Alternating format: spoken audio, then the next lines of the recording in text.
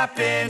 This is not a Christmas. This is not a Christmas song. This is not a Christmas. This is not a Christmas song. This is not a Christmas. This is not a Christmas song. This is not a Christmas. This is not a Christmas song. My neighbors compete to see who can put up more blinding lights. The kids all wish away the month 'cause they want presents in sight. This year had me so mad. I've been bad, got coal that is sitting under my tree. I think that my Christmas has died. This is not a Christmas. This is not a Christmas song. This is not a Christmas. This is not a Christmas song. This is not a Christmas. This is not a Christmas song. This is not a Christmas. This is not a Christmas song. When I was just a boy, Christmas brought so much joy. Couldn't wait for the presents and laughter. I couldn't sleep late at night, looking for Santa with lights. Those are the memories I still remember. Then I became a man, lost sight of who I am. But right in front of me was the answer. 'Cause on Christmas I feel joy, and I turn back to a boy. The answer is to stay young forever. This is not a Christmas. This is not a Christmas song. This is not a Christmas. This is not a Christmas song. This is not a Christmas. This is not a Christmas song. This is not a Christmas. This is not a Christmas song.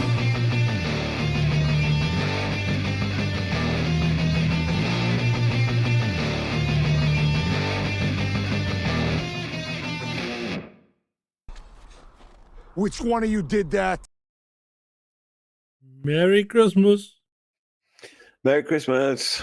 Oh, oh, oh. I'm not wearing a hat because it's just going to make my head hot. So Yeah, I'll take my hat off once I start to get suitably warm enough. How are we all, people?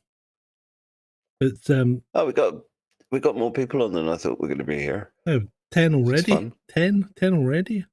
Cool, We've got Ray, Gunky, Nectaridus, Julie, Beats and Types. Adam will be there as well. Dreadeye. Cool. Excellent. Welcome. Had that had the Dragon Hills Blood of the Dragon yesterday with my Christmas dinner. It was lovely. No, all of the wine that Julie and Jenna got us has been delicious. I haven't tried the whites yet because I'm mainly a red wine person, but Yeah, the reds have been stunning. That dragon's blood was bloody lovely. Right. So tonight we're going to have some fun, aren't we, Ed? We're going to dig into some Christmas conspiracies. Well, yeah, because there's a bunch of Christmas-related conspiracies that we've never really touched on, and it seems like an appropriate time. And It does. But first of all, before we go any further, could the trial room give us an audio check? 1, 2, 5, 5, 3, 5, 10. 2. Why is it always 1, 2, 3, 4, not 102, 103, 104? Because I don't know. I'm not an audio technician. Anyway. I'm still waiting, trial room. Come on, feedback to me. Talk to me, baby. Oh, they're a bit sluggish because they're all full of mince pies and Christmas pudding and leftover turkey and ham and I think I've put God on knows a what else other stone. people have had. I feel like I've put on a stone. I am ginormous. Right. Yeah, that's Christmas for you. Yeah. I'm basically the same. I've been there. Spent most of yesterday just eating, capped off to my shame at about 1:45 where I didn't want to go to bed and I wanted to eat more cheese. Yeah. I've been in elasticated pants for the last 2 days, and I put my trousers on today to come back to the studio and could barely get them buttoned. We are doing some diets all round in the new yeah, year, I think. yeah. We are doing some serious dieting in the new year, chaps, and a health fitness program for me. And good to see Shalini here. And I believe you're still in Ireland, my love. Are you still in Ireland?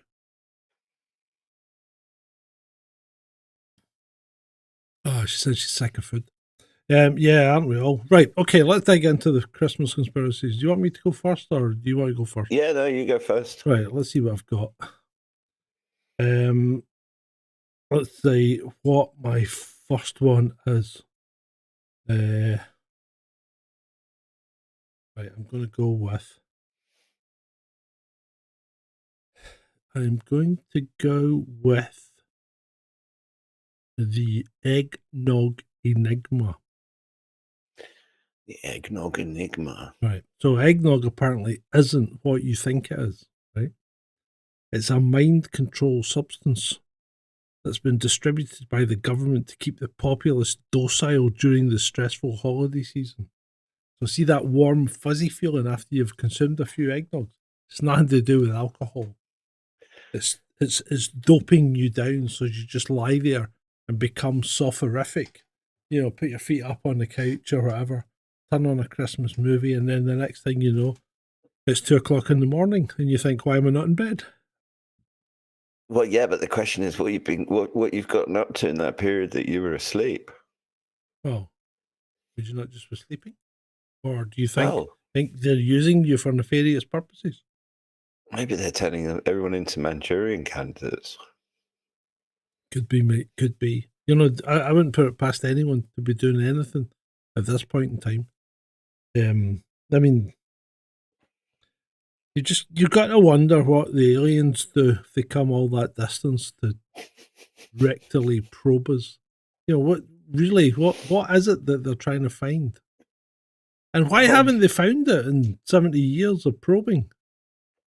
And what is it about aliens and their obsession with anal probing? Sounds very gay to me. Maybe they're all gay. They could be.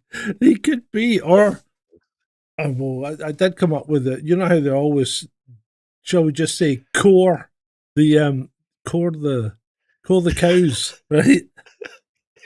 And I wonder, do you travel billions upon, but in fact, actually trillions of miles, right?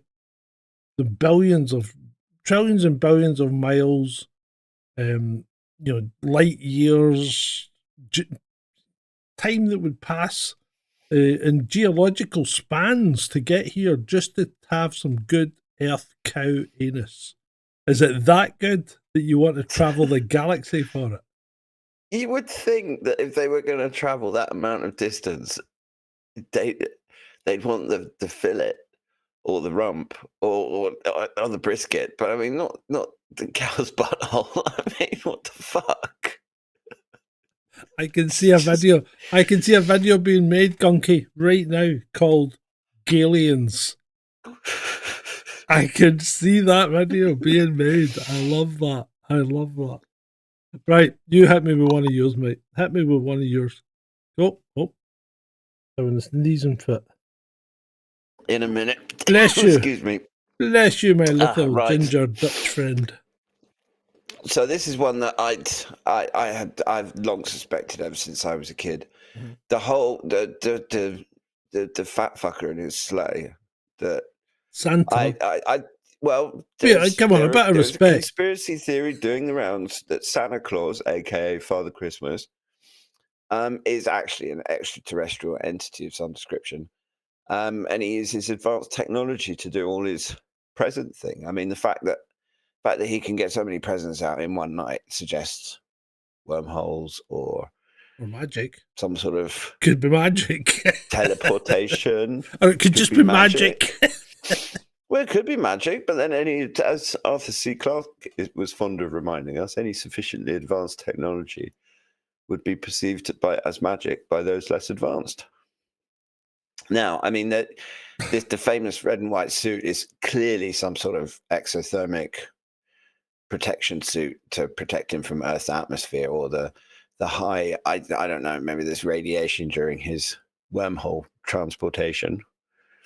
The fact that he bases himself in the North Pole is, I mean, yeah, maybe it's Hollow Earth. There is some theories that maybe he's not an alien from outer space, but he's from alien from Hollow Earth, which is why he comes out in the North Pole and disappears, never to be seen again. Okay. Well, there's a few other competing theories about Santa that can. Okay, have you got one of those? Well, finish yours off. No, I'm basically done. Right. So, well, here's one. Santa's workshop is a front for big tech. So, Santa's North Pole operation isn't about making toys. It's a cover-up for a massive tech lab where elves develop cutting-edge gadgets later sold by major corporations. Apparently, Apple and Amazon are deep into this and key partners in this festive conspiracy. Interesting. So then maybe that's where we got optic fibers and integrated circuits and all these other things that just seem to pop out of nowhere. It could be. Or could it be that, and we'll stay with Santa, could it be that Santa isn't relying on flying reindeer to deliver gifts? He uses a secret time tuner or wormholes to pause time, ensuring he can visit every child in one night. That's a good theory. It would actually make more sense than some fat bastard with drunken reindeer actually managing to make it to every kid's house in one night. But again, we're, and I hate to bring the harsh grasp of reality back to earth here, but the energy involved in creating all those little wormholes to pause time enough for him to visit all these different houses would probably be more energy than is available in the entire universe. Yeah, but he's Santa Claus, so maybe he has sources of energy that are unknown to us. Right, okay. Right, here's another Santa one then. What about the Secret Santa Society? There's an underground society of Santas who meet yearly to decide the future of Christmas. They control everything from toy production to the exact formula for Christmas pudding. Well, I would like to know who decides what flavors of mince pies Waitrose are going to do each year, because they seem to vary, and I can never get the same. Hold on, time out. You shop in Waitrose? I do for Christmas. Isn't Waitrose quite expensive? Yeah, but Christmas. Yeah, fucking fucker. And Although just this like year to it was- point it was out, actually half. Well, this year it was half M&S and half Waitrose. yeah, everybody's All going. the meat came from M&S. Oh, the meat came from M&S. I got my ham from Lidl, and I tell you what, the quality of the stuff from Lidl is shit. Don't let people. But you've got a family to feed. Yeah, I know, but the quality of the if I stuff is not as good as it is from other places. Even Iceland has better food than Lidl, and I don't mean the frozen stuff, because Iceland does sell fresh stuff as well. But don't buy pork from Lidl. It's crap. Well, this is why I splurge at Christmas. I mean, I'm fortunate that I'm on my own, so I'm not. If I was feeding a family, then I probably wouldn't be shopping at M&S. But Yeah. you get what you pay for, and ultimately, it's a Christmas dinner. And if it's happening once a year and you have the means, then you should just splurge and enjoy it. You're right. So here's another one for Santa. Santa's surveillance state. So apparently, Santa isn't just checking his list. He's got drones, cookies, and elves skilled in cyber espionage. Every naughty or nice decision is based on an AI algorithm fed by global surveillance. It's the only way it could work out. I mean, given that there's nearly 7 billion people on the planet, okay, I know not all of them get presents. Magic. Well, Could be magic. yeah. I mean, I guess magic or high technology, there's not much in it, really. Yeah. So Adam says that there must be more than one Santa because he's tracked them in 4 different places at once. Are you down tracking Santa? Well, the thing is that if if Father Christmas was able to slow down time, as John was suggesting earlier, which actually would make a whole shitload of sense if he's Yeah. a super advanced alien, then it would make sense that he would seem to us to be in more places because he's moving much, much faster than we can keep track of because he's slowing time down. So what he perceives as a minute may well be 60 seconds or 10 seconds for us. And so you'd see him in the same place. So that actually tracks. That's a good point, Ed. Well done. Right. Okay. What's your next conspiracy? It's the reindeer, which again, I've long suspected there's got to be something. I mean, who the fuck has seen flying reindeer before? And as it turns out, that there are reports that Rudolph is a cryptid, and that the glowing nose is not known. They're not natural creatures. That that they either come from a different dimension of space time or a different version of the universe, and they've somehow ended up in ours. Because I mean, that glowing red nose, there's no biological or scientific reason why the nose should glow. And he's got this uncanny ability to like guide the sleigh through any type of weather conditions, and also if we're sort of going with time travel, then he's got to be able to handle time travel navigation as well. And also all of these drones in the sky that we've been seeing, I think that they might just be this alien race of space reindeer that essentially just congregate on Earth once a year and help the fat man with his presents. Well, here's another one then, because kind of building on your theory then about reindeer being cryptid, maybe reindeer aren't cryptid, maybe they're robots. Maybe they're biomechanical drones. Well, that would explain the red nose as well. Well, exactly, because where else would you put the battery indicator, you know? But it also would explain how the little bastards can eat about 55 tons of carrots because everyone's leaving carrots and shit out for them. Yeah. I mean, no one has anyone thought of the reindeer waistlines? Nope. And the reindeer don't seem to put on any weight from year to year. So, yeah, that's a possibility. What else we got? the Grinch. Oh, the Grinch. The Grinch was framed. He wasn't just a fictional character, but he was actually a real life figure assassinated due to his threat to Christmas cheer. And the assassination was orchestrated by the pro Christmas people. And it's not a very Christian thing to do. Well, no, but the Grinch. The problem is that the Grinch kind of screws up with their Christmas narrative of peace and goodwill to all men, and Father Christmas and everything being sweets and chocolate and Christmas crackers, and positive and negative. There's always balance in the universe. So if there is someone as jolly and good as Father Christmas, then there's got to be an anti-Father Christmas, which is the Grinch, until he was assassinated.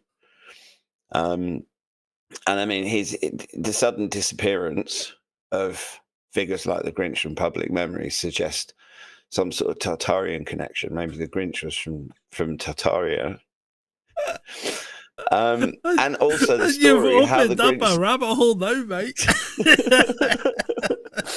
And also that story, how the Grinch stole Christmas, I think it's totally a sanitized version of events. Yeah. And it talks about the heart growing 3 sizes, which just symbolizes neutralization by a group protecting Christmas. Or does it point to the fact that people with big hearts usually die? because it's a recognized medical condition, isn't it? Yeah, that's also possible. It could have been artificially induced, though. I've heard that the CIA's got ways of making people's hearts bigger. Yeah, yeah. And then also local legends in Whoville and other places like that mention mysterious figures who took care of threats to festivities. So it's like we've got Yeah. some sort of men in black for Christmas going around and Well, ensuring that. I've got another leak from Whoville, mate. Apparently, it wasn't the Grinch that stole Christmas. It was a setup by Whoville's mayor to distract from an embezzlement scandal involving the holiday funds. The Grinch was just a patsy. He's a scapegoat to distract us from the truth that was never exposed. Well, that seems fairly believable to me. It's as believable as anything else going on in the world, isn't it? Well, yeah, I mean, if you look at how utterly crazy and insane things are, you just it's either I don't know. We've got these psychotic clowns running around murdering people by the thousands.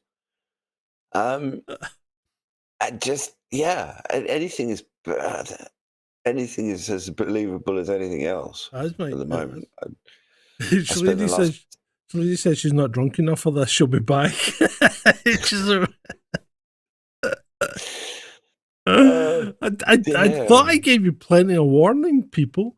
I did say bring drink. You will need it. Oh dear! Right, stop hitting your microphone. Where are we? I'm just muting it so I cough. Would you rather have a little bit of microphone noise or a lot of coughing noise? You're right. Okay, I'm sorry.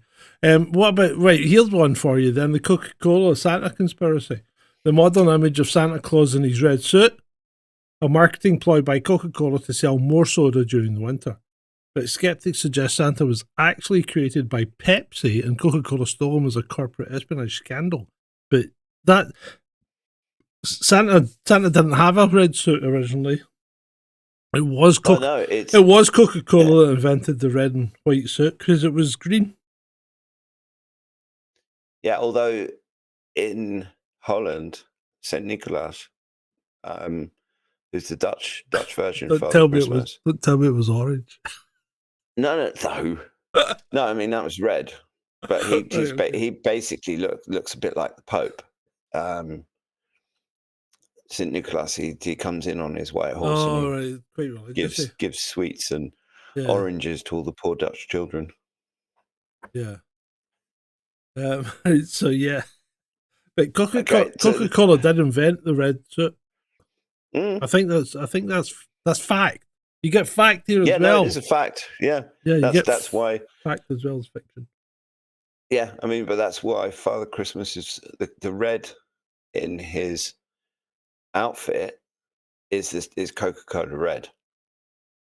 It's the same, and that's a creation of the Coca-Cola company that has spread essentially through popular culture because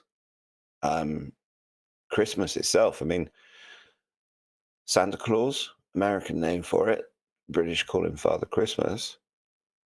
But that image and the sort of commercialization around Christmas, that's all American. I mean, if you look in Holland, for example, Dutch Christmas is 5th of December. That's St. Nicholas Day. And that tends to be, I mean, it probably less so now, but certainly when I was a kid, that's the day that Dutch kids get their presents. And then Christmas Day and Boxing Day, what we call Christmas Day and Boxing Day, the Dutch call first Christmas Day and second Christmas Day, Eerste Kerstdag and Tweede Kerstdag. And it's not about presents at all. I think there's some families now that do the American thing, and the kids might get a little present to me so they don't feel so left out. But the main Dutch Christmas is the 5th of December. And I mean, there's other European countries, when you go east, places like Poland and stuff, they celebrate Christmas Day on what we think of as Christmas Eve. And again, it's in Europe, Christmas has traditionally been much more of a religious festival. Yeah. But then it's also pagan. It's the same with Easter. It's a co-opted pagan ceremony. Didn't they work out if Jesus was a real dude and did exist, right? Which is still up for debate, really. But if he was real and did exist, he most likely was born around June or July, apparently. That's what I've heard as well. Yeah. Absolutely, and I mean the Christmas tree, the lights in the tree. That's got nothing to do with Christianity. That's pagan festivals, because Christmas, as the pagan festival, is a celebration because there's a 3-day period at the end of the year where the sun isn't either going up or down. It's because it's the equinox. So the 21st of December is the shortest day of the year in the Northern Hemisphere. Well, Mhm. Southern Hemisphere too. It's the longest day of the year in the Southern Hemisphere and the shortest in the Northern Hemisphere. Which, by the way, flat earthers still don't have an explanation for that makes any fucking sense to me. But this is not a discussion about that. But yeah, but we have a period between the 21st and 25th. So that the Christmas day is actually the pagan festival of when the days start getting longer. Mhm. Okay. Yeah. And I mean, the present giving and a lot of what we think of as Christmas traditions have got absolutely nothing to do with Christianity at all. It's the same with Easter. I mean, don't people think it's crazy that we celebrate the death of Christ with bunny eggs and Yeah. Well, eggs and bunnies and stuff? It's because yeah. it's a fertility It's festival. these things are all co-opted to get the population on side and try and convert them to being, good Christians. That's all they Um, are. I mean, it's propaganda, isn't it? Really? well, yeah, I mean, because the paganism tends to be much more in tune with nature Yeah. in a lot of ways. A lot of the pagan festivals, they're related to some aspect of nature that's changing, like equinoxes or whatever. And it's kind of natural to celebrate those. It's like celebrating the fact that the days are going to start getting longer again, unless you have two tapping seagulls, for which that means that they're basically going to come earlier and earlier and earlier until I go slightly insane come July and August. But for most people, the days getting longer is a good thing. Yeah. Um, but what about Christmas trees? Oh, Because, Christmas trees. Go on. What well, have you got about? I've got stuff about Christmas trees. well, I've seen some research that suggests that there are actually sentient beings that have agreed to be part of human celebrations, Ents. but they're only doing that in order to harvest human energy and souls and all of that positive energy that we feel like the Christmas trees are actually adding to it, but they're sucking it all up. That's why you get so many fights with families and shit on Christmas Day. Oh, It's cool. because the Christmas tree has actually sucked up all of the positive energy and leaves you fighting with But uncles that you see once a year. that won't apply to like fake Christmas trees, will it? Well, this is a good question. I'm not sure. I couldn't find any distinction between the real ones and the fake ones. Um, but it would make sense that the fake ones are just copies, unless people created fake Christmas trees to stop all of the soul harvesting. Well, but then again, right? The other theory is Christmas trees are alien antennae, right? So ever wondered why we bring trees indoors and decorate them with light? Some believe Christmas trees are alien antennas used to transmit data back to the home planet, disguised as festive decor. Well, that's possible. I mean, that might be why they need the electricity from the lights. Yeah, yeah. 'Cause they're always wrapped in lights and plugged in. Mm. And there's nothing more sad than a Christmas tree that hasn't got its lights on, is there? There's nothing more pointless than a Christmas tree that hasn't got its lights on. Yeah. That's just there's nothing more depressing. Literally, if you were sitting at home and you had a Christmas tree that didn't have any lights on and didn't have any baubles on it, it would just look like a really stupid house plant. Yeah, it would. And that you would literally just sit there trying to enjoy your Christmas dinner, and you just have this dark, like, tree in the corner that's just this void sucking in all joy and happiness. So what about this? Expanding on that, right? The elf on the shelf. You know how that's more of a kind of modern thing, right?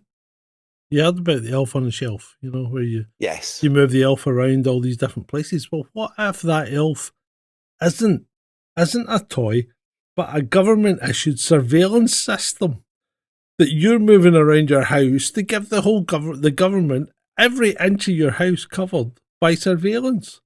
So you're monitoring your entire family during the holidays, and then that report goes back to the government so as they can make all sorts of decisions based on your, you know, festive activities and your buying habits. Either that or those elves on shelves are Santa's spies, and that's how he figures out whether people have been good or bad. Mm.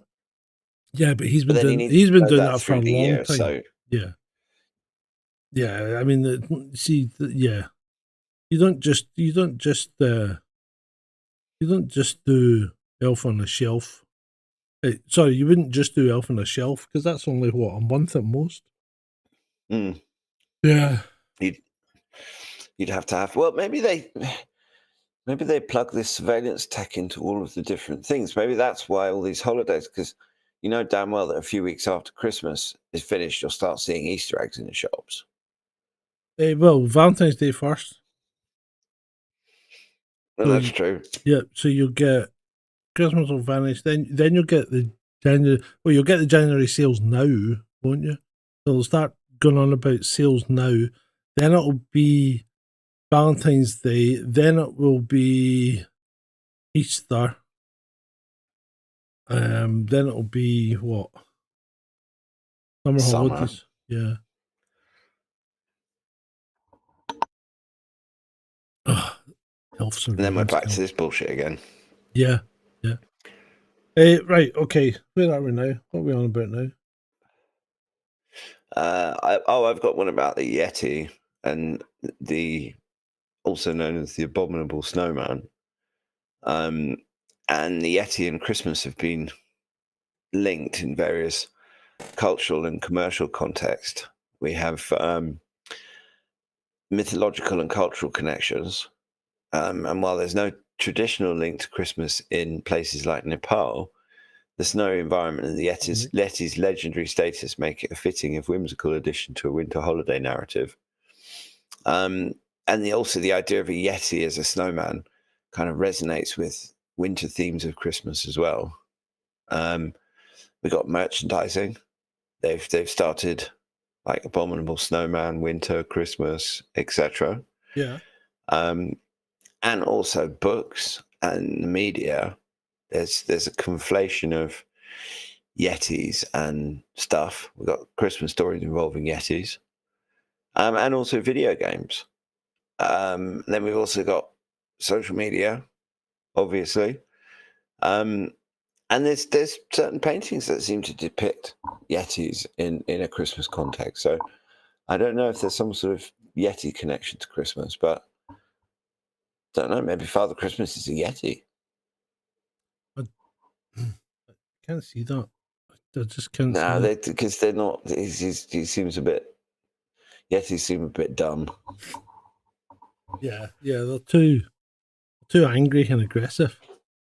Mm. Right. So what else have we got? I've got the where are we? Done that. Christmas lights. Oh, the fruitcake conspiracy. Talking about fruitcake, right? Fruitcake is never eaten, right? And if you think about it, sometimes you get fruitcake as a gift, and sometimes you buy fruitcake. But usually everybody's got fruitcake left over, haven't they? Yeah. Right. So anyway, fruitcake is never properly eaten. They're just passed around because they contain secret microchips that track holiday cheer. Right. The more fruitcakes you receive, the more joy compliant you are. The more fruitcake you receive, the more fruitcake you are. And that goes on to that goes on to the Christmas pudding, doesn't it? Well, yeah. The weird thing about Christmas pudding is that you don't actually hear many people admit to liking it. Oh, I love Christmas pudding. I love Christmas pudding. And you know, one of the best ways of eating Christmas pudding is for breakfast. Bear with me. It's a bit like Okay. Christmas pudding's a bit like clouty dumpling, right? I don't know if you've ever had clouty dumpling. Or I don't know if No. clouty dumpling's just a kind of Scottish thing. So you make a almost like a Christmas pudding mix in a muslin bag, and you boil it for like 3 hours. And Did then you say muslin bag? muslin. Right. What's it called? Muslin? It is Muslin. muslin. I thought you said Muslim. No, I might have said Muslim, but it would have been an inadvertent slip of the tongue. Okay, so a muslin bag, and you boil it for 3. You take your Christmas pudding, stuff it into a Muslim, boil it for. This is a joke, YouTube censors, just in case.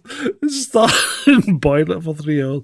Yeah, Muslim bag, right, and you boil it, and then you get it. Then you let it cool. Then you slice it up, and then you fry it, right? Because fried for breakfast, clouty dumpling is fantastic.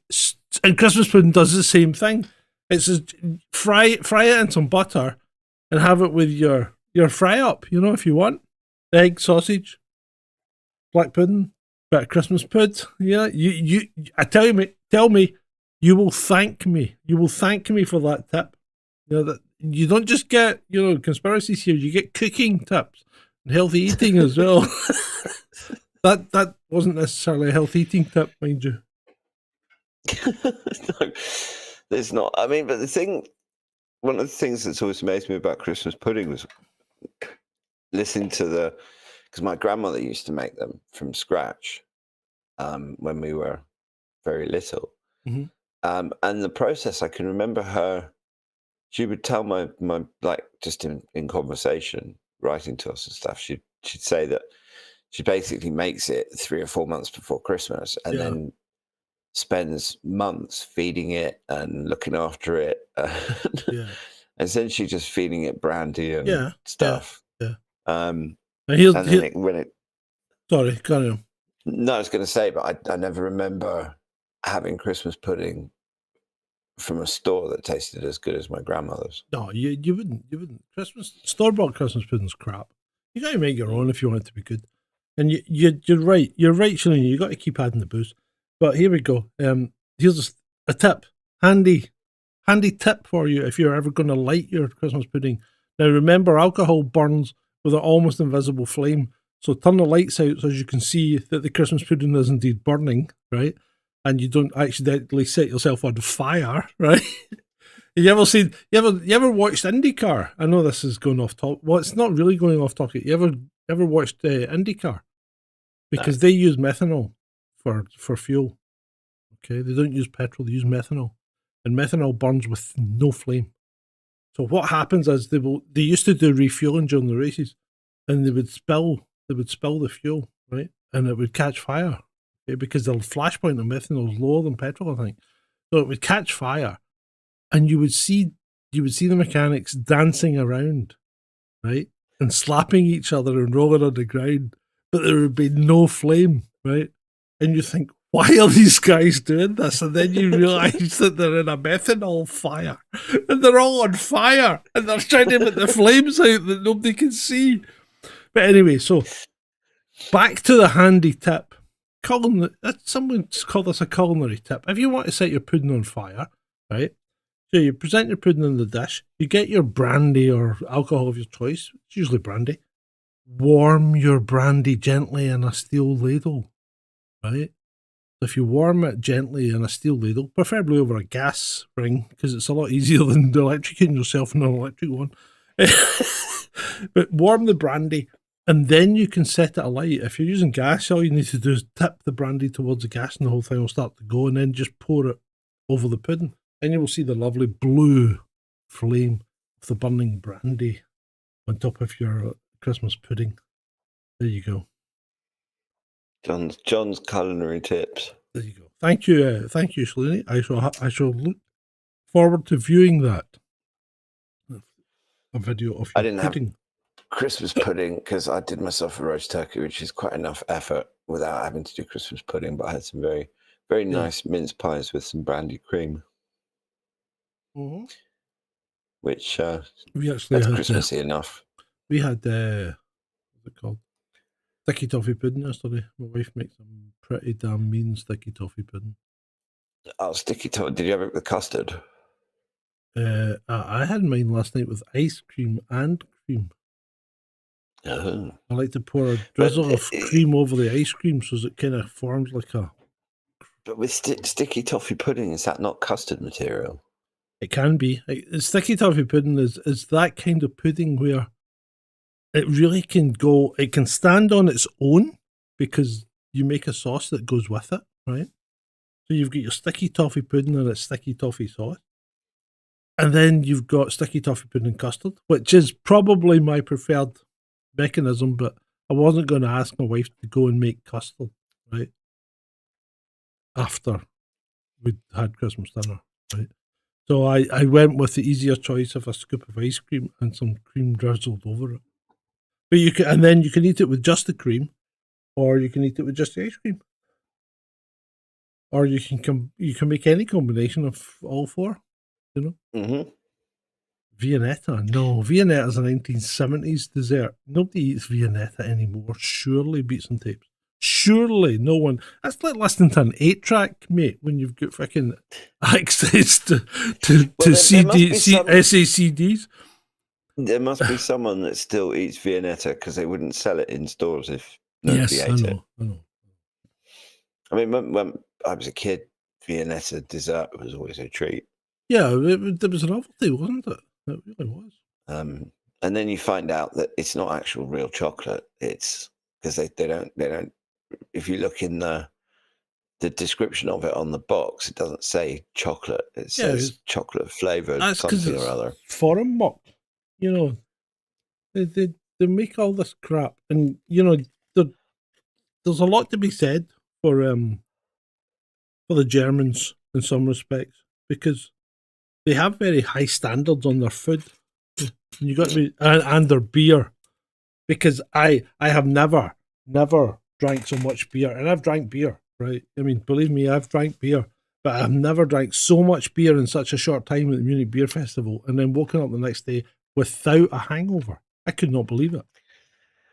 Oh yeah, absolutely. I mean, the German beer purity laws are really strict, and Very I mean, strict. there's other places like Namibia, because Namibia used to be a former German colony. Yeah. And one of the best beers that you can get in Southern Africa is Windhoek Lager, which is from Namibia, and that's brewed according to German purity laws. And you just think, I don't know, I think we should actually have more of these purity laws for food. So it's like bread should just be basic ingredients. I don't understand why you have to have rapeseed oil in bread, for fuck's sake. Oh, you shouldn't have it. I mean, the shit they put in bread these days is ridiculous. And this is, see, when you go to France, when you live in France, you buy your bread daily, right? Because you can't buy a loaf and use it the next day, because it'll be like you need a hammer to break it up. It's that stale, because they don't put any shit in it and it goes off, really quickly. So if you buy a baguette, you eat it that day, anything that's left goes to the birds, because you're never going to be able to eat it. It's got to be eaten fresh. And I think that they have machines that dispense baguettes, freshly cooked baguettes. Have you ever seen a pizza machine as well? Yeah. Yeah, so they have machines for dispensing pizza because the French, for some obscure reason, love pizza. But they also have baguette machines. So even when the bakery is shut, you can still go and get a fresh baked baguette. You go to the baguette machine, you put your money in, and it's obviously got pre-prepared dough, right?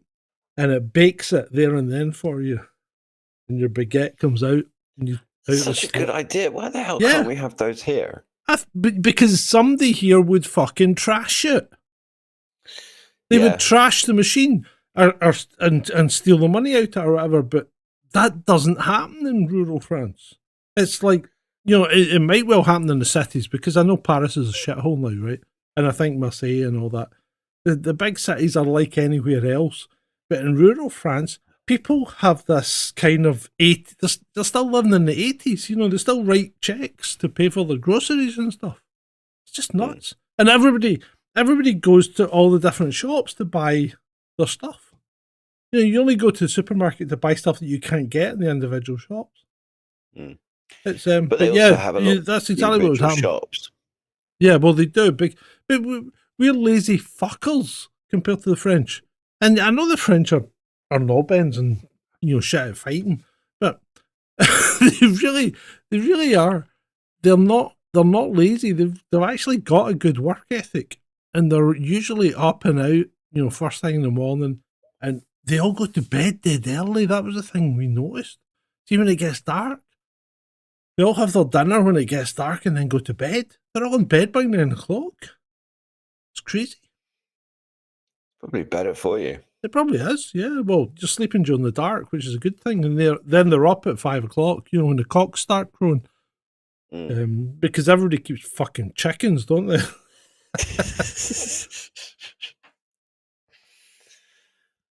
Oh dear. I mean, what is French Christmas like? They don't. Do they celebrate on the 25th? Yeah, they do Christmas on the 25th. Yeah. Okay.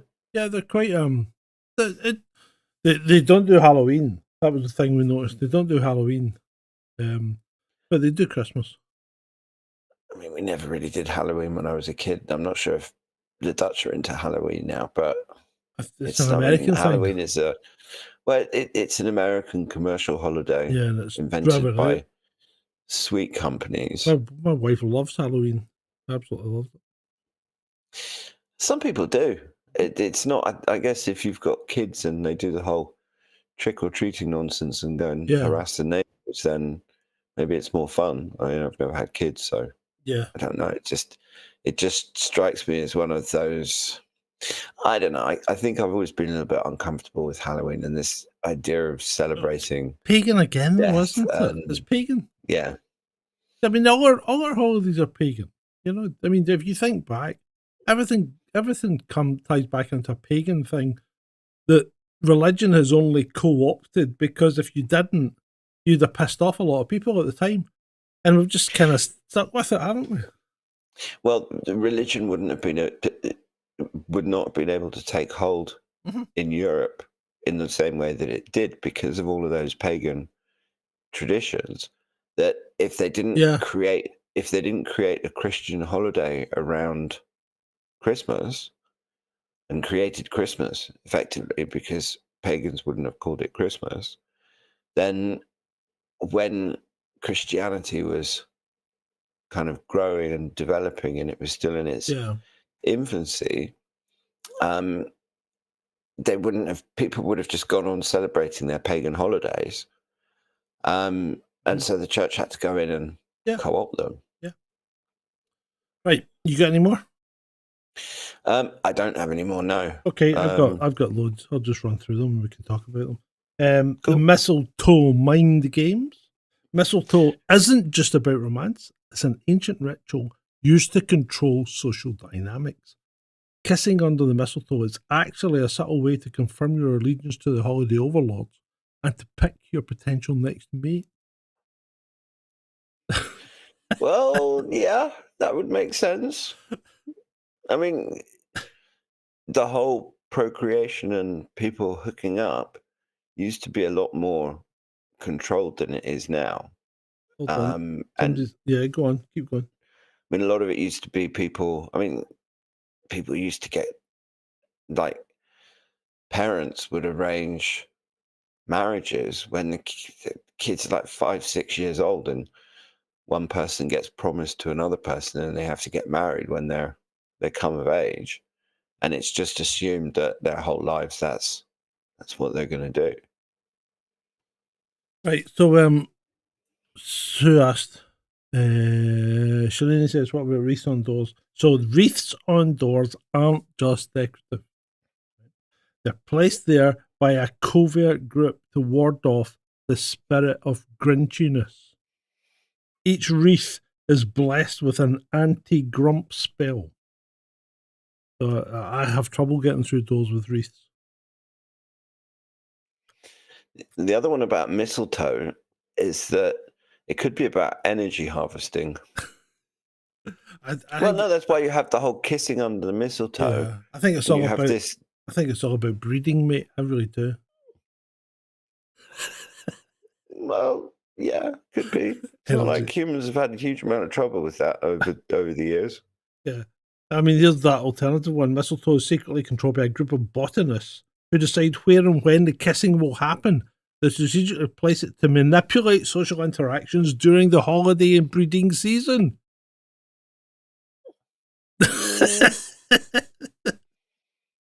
Yeah, it's possible. I mean, Uh, that could also explain why there's so many birthdays in months like August and September and October. yeah, yeah. Right. What was your thing about energy harvesting? Was that they were using the Well, the mistletoe to mistletoe, kiss? that it's actually a tool for dark forces to harvest the energy because you get two people kissing, and that involves a certain kind of uprush of energy a lot of the time.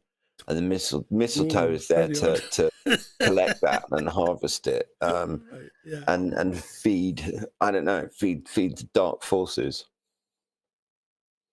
That could well be the case. No, mistletoe's been around for ages, hasn't it? Mhm. No, it's not just an American thing. Mistletoe's an old English thing, is it not? Again, it's probably another pagan. I'd have to look it up, Yeah, but I I'm wouldn't be pretty sure. surprised. I mean, But I don't there's think mistletoe. Yeah, I don't think it's an American thing, Slaney. I think it's an old pagan thing. let's find out, shall we? Okay, while you're doing that, I'll tell them about the 12 Days of Christmas code. Right, so the song isn't just catchy; it's a coded message for a secret holiday resistance. Each gift represents a different part of a plan to overthrow the commercialized spirit of Christmas. It's about taking Christmas back and making it what it should be. So, anyway, Right. Yeah. I think we actually do.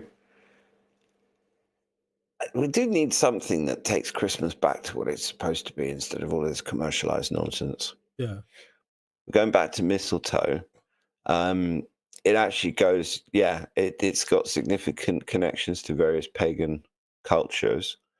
Um, and it was revered by several ancient cultures, each attributing different mystical or symbolic properties to the plant.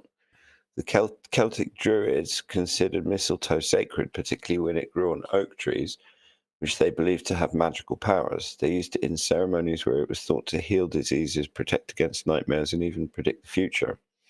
The Druids would collect mistletoe during the summer and winter solstices, which might be one of the earliest links to its use in winter celebrations, though not directly tied to Christmas. It also existed in Norse mythology and played a role in, Norse myths also played a role in mistletoe's history. In one story, the god Balder was killed by an arrow made of mistletoe, which was the only plant not sworn to protect him. Following his death, his mother, Frigg, declared mistletoe a symbol of love and peace, leading to the tradition of kissing under it as a sign of truce and reconciliation. And then there's ancient Greeks and Romans, for whom mistletoe was associated with fertility. In the ancient Greek festivals like Saturnalia, which is actually, I think Saturnalia's a yeah, Christmas yeah. festival. It's the It's a Greek kind of version of pagan it. version of it. Yeah. And also involved in Roman marriage ceremonies. The Romans used mistletoe during their winter festivals to ward off evil spirits and to adorn their homes, which could be seen as a precursor to its decorative use during Christmas. And the specific tradition of kissing under the mistletoe during Christmas is generally traced to an 18th to 18th century England, where it first became a popular Christmas decoration. The practice of kissing under the mistletoe seems to have evolved from these earlier pagan traditions, perhaps merging with the Christian holiday to symbolize peace, love, and goodwill. By the Victorian era, the custom had spread widely, becoming an established Christmas ritual in both England and the United States. The Victorians further romanticized the tradition, often linking it with notions of love, marriage, and good fortune. So, Cool. So definitely pagan. Nectarius has been pedantic. in saying that mistletoe's not English goes right back to the Oh, Druids. yeah, here. no, sorry, Rich. Sorry. Yes, he's right. Yeah, about what? Saturnalia being Roman? Yeah, because right. it's the way that I read it. Yeah, that's I was fine. linking it. That's Yeah. fine. But we're not worried about that. But he also says mistletoe's not English. Goes right back to the Druids here. Right, here being where? England? It probably means Wales. Well, who cares? You know, it's all one big country, isn't it? Really. So we just Tell call that it to a Great Welsh Britain. person. Yeah, I know, but you know, Look, they were the first ones to get shafted by the English. Then the Scots, then the Irish, and so basically the English have just been dicks to everybody for at least 1,000 years. yeah, and have you seen the latest with Well, and you can't blame Welsh people for being a bit resentful. Well, you know what? That's like being well, that's like being I know plenty of resentful. Scottish people that fucking resent English people. Yeah, but what's the point? What's the point in being resentful about people that didn't do anything to you? Because although your ancestors might have had a beef, how long are you going to drag these things on? I mean, we're not the fucking Borgias, are we? I thought we were meant to be civilized here. We're not playing Romeo and Juliet. You know, the Capulets and what's the other one? Capulets and the two warring families. But anyway, right. So yeah, before it was England, but it was still England, wasn't it? I mean, we call it England now. What did we call it back then? You know, whatever you called it back then. You know, Crimbio or whatever. You know, call it in you like. Well, ask comes are useless about how long the grievance can go on. Where? Because Hamza Useless only talks about fucking Palestine. Because he's getting it in his wife. He's getting it from his wife every night in his ear. Because she's a Palestinian. He only fucking talks about Palestine. He doesn't give a fuck about Scotland. He really doesn't. And, I mean, everybody in Scotland knows that Hamza doesn't give a fuck about Scotland. He might as well fuck off to Palestine or back to Pakistan and be himself. Well, I don't think Keir Starmer gives a fuck about England, and he should fuck off to Pakistan as well. He's not a Pakistani. He should still fuck off to Pakistan.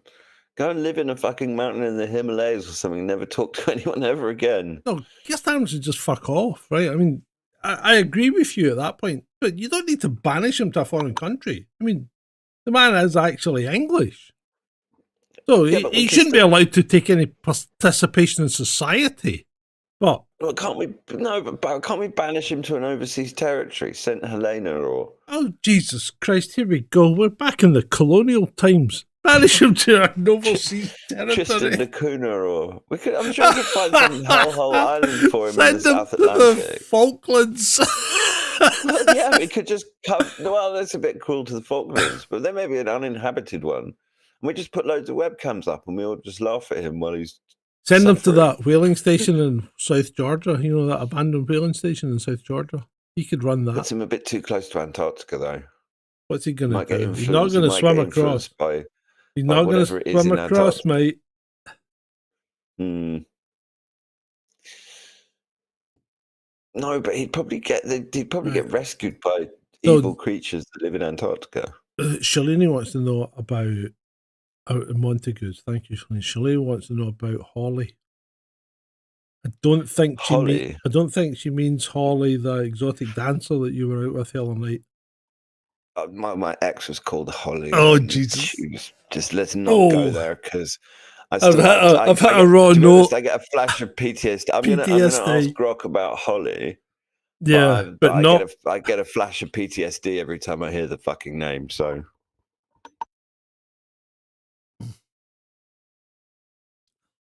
Right, where are we?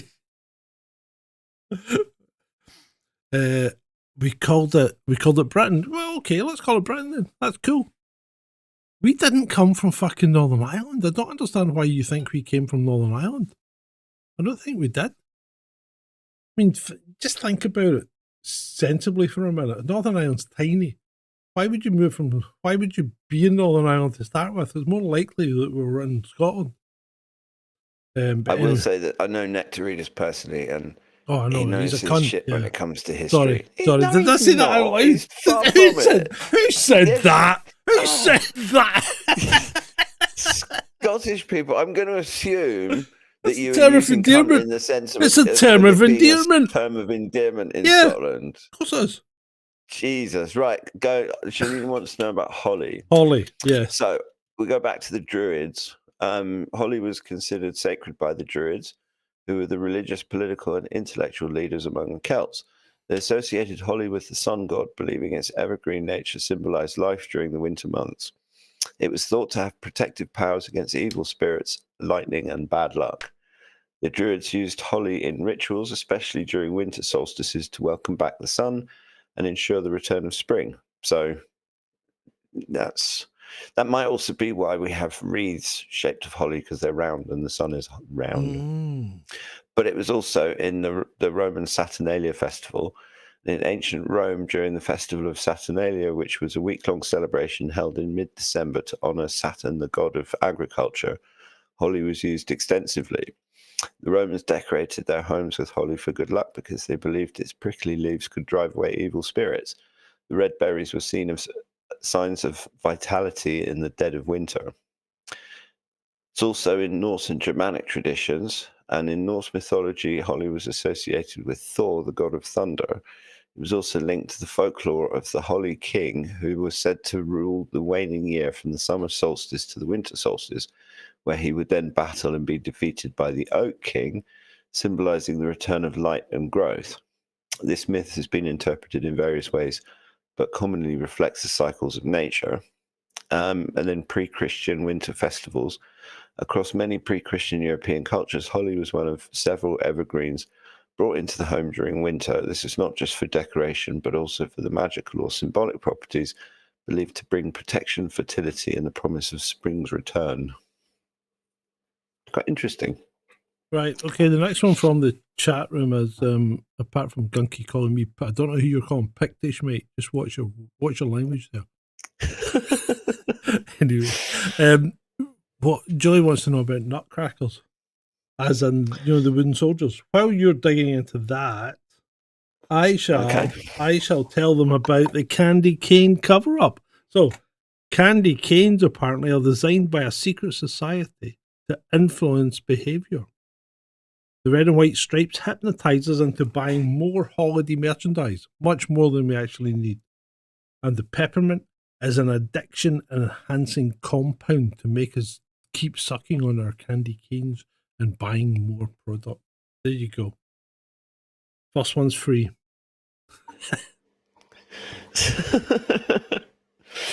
Right, so the tradition of nutcrackers as wooden soldiers has deep roots in German culture, blending practical utility with folklore and later becoming a significant Christmas symbol. Originally, nutcrackers were simple tools designed to crack nuts, which were a common dessert item. These early versions could be made from metal or wood, but the wooden ones from Germany, particularly from the Erzgebirge, or mountains. Ersatz? No, Erzgebirge,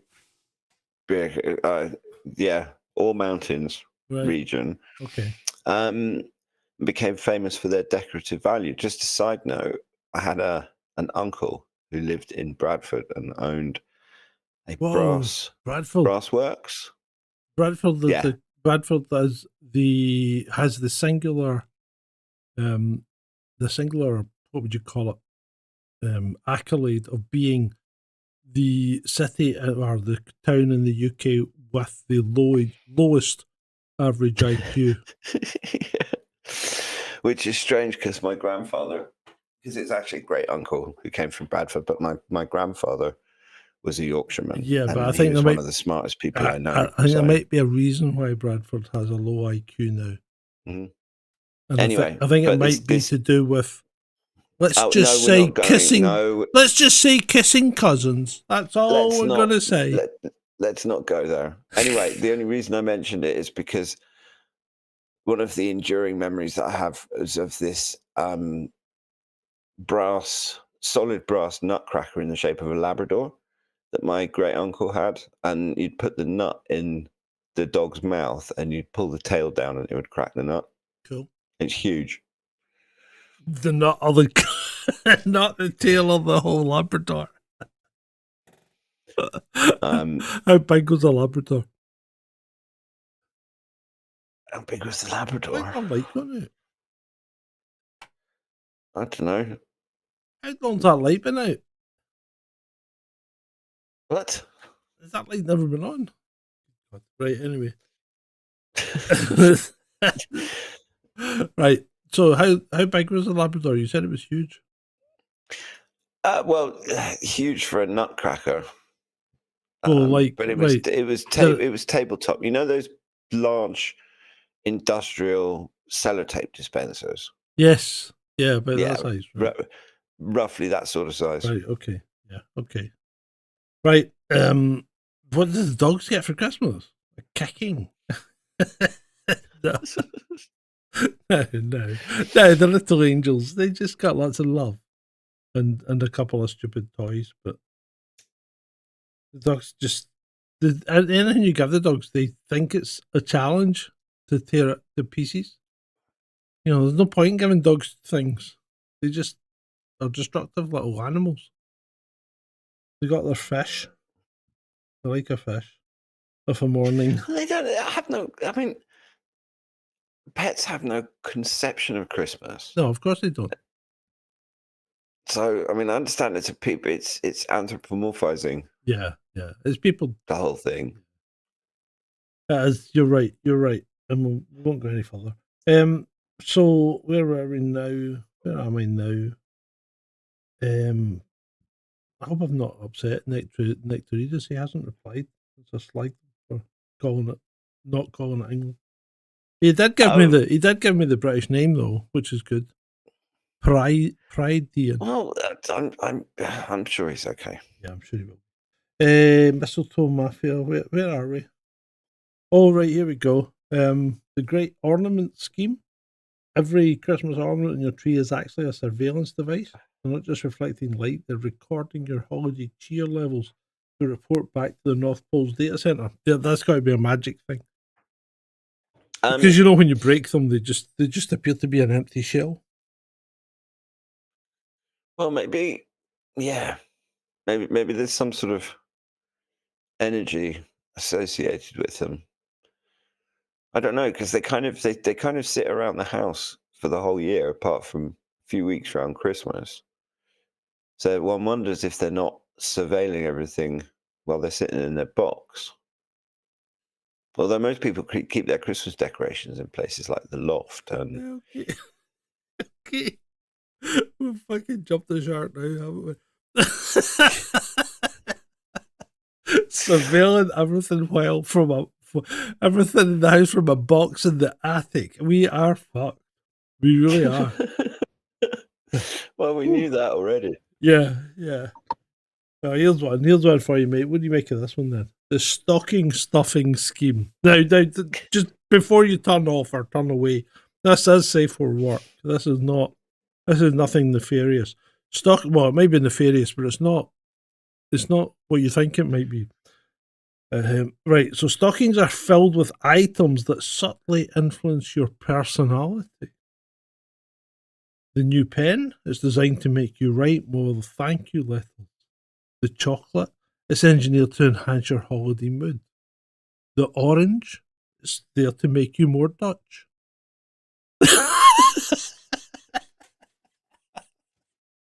I did that last one myself. I thought it worked quite well though.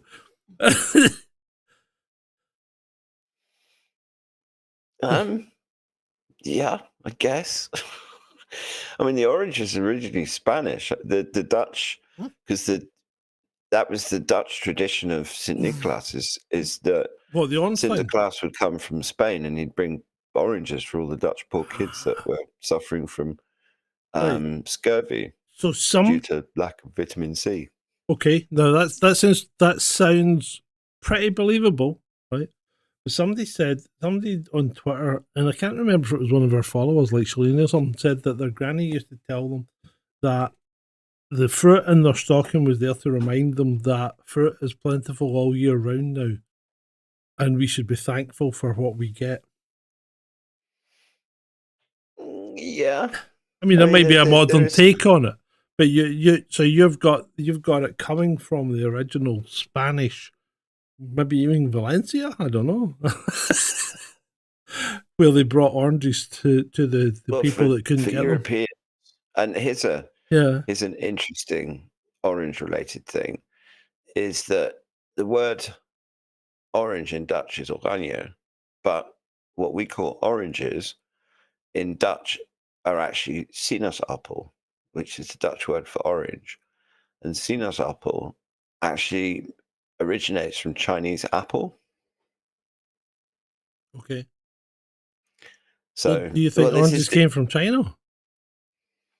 well, I'm not saying oranges came from China or didn't come from China, but the Dutch word for orange is Chinese apple. Where else on the internet can you get the derivation of ancient Dutch words for apple and orange? Where else could Well- you possibly go? So if you like this, remember, like, share, subscribe, and drop us a odd donation if you've got it in you. But here's another thing that you don't realize about the Dutch until you learn the language, is that they have this thing about vegetables where I think Steady the now. ancient Dutch, well, I think that the ancient Dutch people, when presented with the new vegetable, if they couldn't think up a name for it, they would just come up with some word and stick apple on the end, because Oh, potato in Dutch is aardappel, which is earth apple. Well, what is it in Orange is French? sinaasappel, which is Chinese apple. Yeah, but French is the same, isn't it? Pomme de terre. That's Hmm. apple of the earth, isn't it? But what's the French word for an orange? I think it's orange. Orange. I think. Orange. It sounds like orange. Okay, I'd need to look it up, and I can't be bothered. I'm going to look it up. You look Because it up. You look it up. Right, I'll tell you. While you're looking it up, I'll tell you about the poinsettia. How do you pronounce that plant? Poinsettia? poinsettia, I think. Poinsettia. Poinsettias are not just festive plants. They're part of a botanical conspiracy to keep us indoors during the coldest months. Their vibrant red colour is meant to mesmerise and sedate. Right? And when you think about where poinsettias come from, you might agree with that. Ensuring a peaceful, if slightly lethargic holiday season. So where do poinsettias come from, Ed, without looking it up? I have absolutely no idea. Mexico. They come from Mexico. Well, tomatoes originally came from South America. Yeah, and tomato. You say tomato, I say tomato. No, tomatoes are nightshades, and should be avoided if you've got any inflammation in your body. There you go. Fun fact. Health advice, but not strictly speaking medical New advice. donation from Nick Taridus. I know we're definitely not here to give medical advice. Nick Taridus has dropped us a donation. Why, thank you, sir. Thank you. You are a Bless him. gentleman. Cheers. And a scholar. Mm-hmm. It's the kind of guy I think I'd like to meet in the pub. Oh, Nectarinus is excellent fun over a few beers. Yeah. Yeah, that's a new siren, Shalini. It's there to wake you up, keep you awake, because we know you like to go to sleep. Although she's been very active this evening. She's obviously she's back in her native Ireland. She's back. Have you had any Taytows? Any Taytows, Shalini? Right. What's missing? What have I missed? The Snowflake Syndicate? No two snowflakes are alike because they're coded with unique messages. The snow you see is part of a celestial plan to deliver secret instructions from the winter gods to their human followers. Well, if you look at how Could be. beautiful and unique and complicated snowflakes are, Could be. Yep. they're one of those things that Mother Nature produces, and you just think all that is frozen water, Yeah, I know, literally. but it's a crystal, isn't it? And crystals just entrance me, you know, especially things like geodes when you see them growing. Sure. How does that work? I mean, it's just like they're perfect. They just look perfect. And how do they? I mean, you get some of them are ginormous. I mean, you get So- absolutely ginormous, perfect crystals, and it's like, how do they grow without seams? You know what I mean? Or Yeah, I mean, lines? it's essentially chemistry, because a lot of these, I mean, a lot of them are produced deep in the earth, and it's all heat and pressure and temperature and the chemical mix and of the substances. Because apparently there's gigantic geodes like in the center of the planet that Yeah. are sort of city-sized bubbles that You are know- just covered in these crystals. And Man, it could be. It just like it's like a power station, isn't it? You just think about it like a power station because it's like you use crystals and radios because they vibrate at certain frequencies. Mm. You know, you could build a crystal radio. You used to be able Sure. to buy a kit and build a crystal radio. Yeah, absolutely. So, what are these giant geodes in the center of the Earth that you're talking about? If they start vibrating, who are they communicating with? Well, absolutely. And I mean, if you look at, you don't even have to go deep in the earth. I think it's in France, that there's a cavern where these gigantic, I think they might be quartz crystals, but don't quote me on that, Right? that have essentially grown somehow. And then the cavern is kind of opened up and people can go exploring, and you kind of see it and you just realize that there must be things going on beneath our feet that we've got no conception about. You know what, mate? When you actually look at things and what we do and don't know, there's a shitload going on in the universe that we actually don't have any clue about. I mean, you start with things like dark matter, dark energy. We don't have a clue, right? We don't know if it exists or not. It's something we invented to let a theory exist because it wouldn't hang together without some force, you know, slowing down the effect of gravity or whatever. So it's like because there wasn't enough gravity in the there's not enough material in the outer galaxy for the planets to spin as slow as it does. So you've got to have something that's there to stop it. So they invent something you can't see, you can't measure, you can't detect. Yeah. Well, wow. That's not a theory. That's fucking fantasy. That's what that is. The sun, Absolutely. right? We think the sun's a big ball of fusion, right? So we try and build fusion reactors on Earth, and what do? We make the fusion into a plasma torus. Now, hold on a minute. Is there a torus on the sun? No, it's a big sphere. So why are we trying to make fusion in a torus when, if we think fusion is occurring in the sun, it's a sphere? You know, get a fucking grip, people. Well, there's arguments Copy that say nature. yeah, but there's also theories that suggest that the sun isn't necessarily this big nuclear fireball. Yeah, that, no. that it has. Ray's just bust your bubble there, hasn't he? You just said it's electric. So it's like a like the plasma thing. You know, the Van de Graaff generator or the plasma ball. When you touch it, you see the plasma. The theory is that the sun's a node in a circuit, isn't it? For the electric universe. So at least the ads are running. I'd like to say we are monetized again. And ads are running because Shalini has complained about everyone she's received.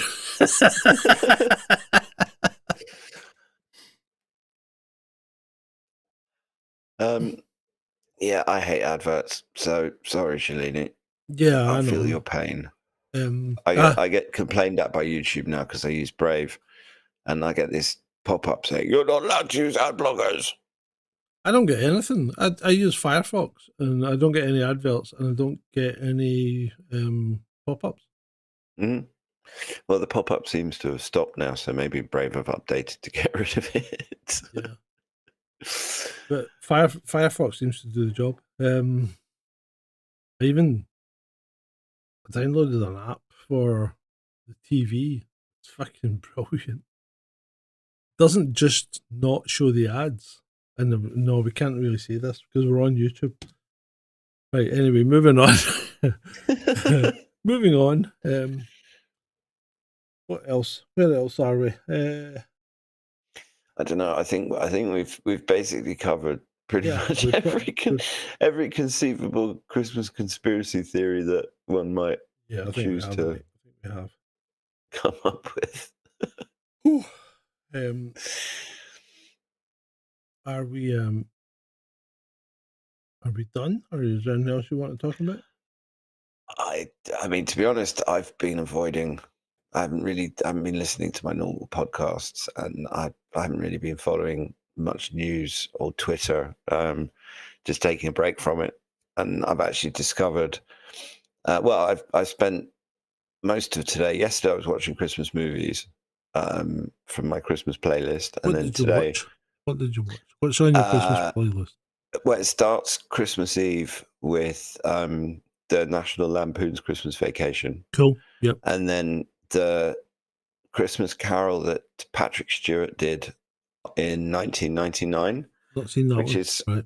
it's one of my favorites because it's closer to the Dickens book and Patrick Stewart's former Royal Shakespeare Company. So he's a fantastic actor. So it's a really good rendition of the Dickens book. And then after that, Christmas Eve is always Die Hard, and then it's usually bed. Oh no! Last night I watched Harry Potter, the first one, Philosopher's Stone, All right. and then Christmas Day always starts with Home Alone, just because it gets you in the mood. Yeah. And Trading Places, which is another of my favorite Christmas films, and then Die Hard 2. And then I usually watch Home Alone 1 and Home Alone 2 back to back. But today I actually spent most of the day listening to the audio book of what is the end of the Harry Potter Order of the Phoenix, read by Stephen Fry. Mhm. And they are just superb. The only audiobooks that I've enjoyed more than these are the Lord of the Rings ones read by Andy Serkis, Mhm. which is Who's Gollum, for those that don't know. and when he's doing Gollum's voice in the book in Gollum's actual voice. Yeah. Yeah. It's superb, and he does. I mean, his Stephen Fry is really expressive as a narrator, Yeah. and he creates different voices for each of the characters.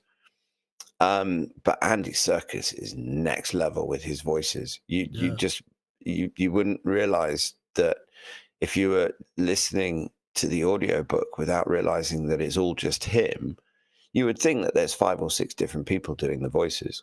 That's pretty cool. That's cool. But J.K. Rowling, it's the Order of the Phoenix books. I like it's my most favorite and least favorite of all of the Harry Potter books, for one simple reason, which is Dolores Umbridge. And one of J.K. Rowling's pieces of genius, there are many with those books, but one of them is creating easily one of the most loathsome, awful baddies Uh-huh. in fiction, which is Professor Umbridge. And she's bad in the movies, but she's so much worse in the books. Yeah. And whilst I do like the Harry Potter films, the books are just better. They always are. And yeah, it's just I started listening to it yesterday morning because I didn't really feel like serious geopolitics podcasts, and this morning ended up having it on all day. It was brilliant. So I watched yesterday. We watched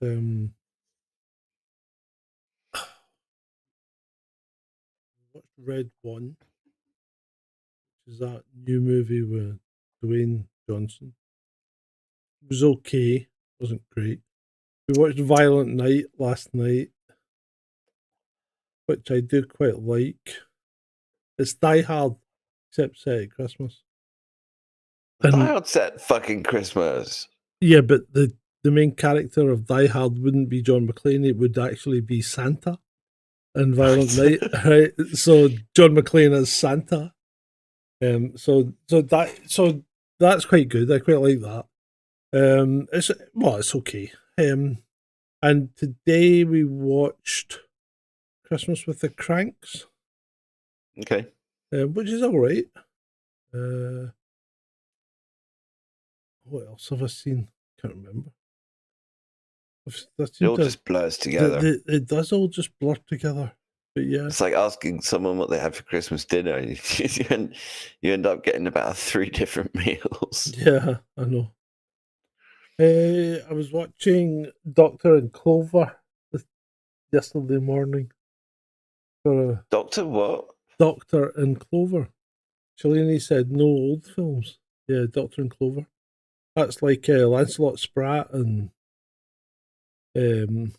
what's his name? I can't remember his name. The guy. One of the Doctor movies, kind of Richard Gordon stuff. You ever seen them? No, never watched them. No. No, they're all black and white. They're British. Lancelot Spratt is played by God, I can't remember who the people are.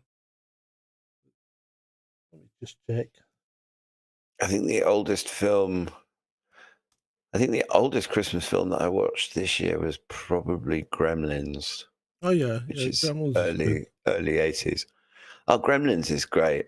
And it's the second one is okay, but the first one is my favorite. Yeah, right. So Doctor and Clover was 1966.